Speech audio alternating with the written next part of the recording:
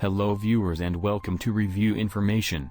In this video I will show you how to fix Windows Defender virus and threat protection is managed by your organization on Windows 10.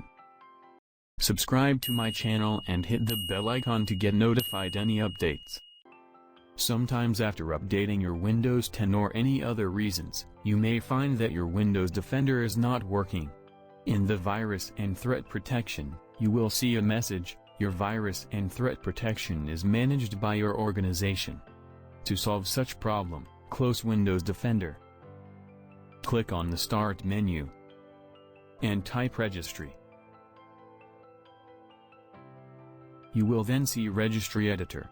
From the right menu, select Run as Administrator. From the left menu, double-click on HKey_local_machine. Then double-click on Software. Then double-click on Policies. Then double-click on Microsoft. Then select Windows Defender. After that, look at the right side.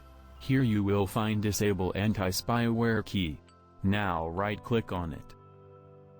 From the drop-down menu, click Delete. From the confirmation box, click Yes. Now close the Registry Editor and open Windows Defender. Click on the Restart Now button. That's it. The Windows Defender has been activated.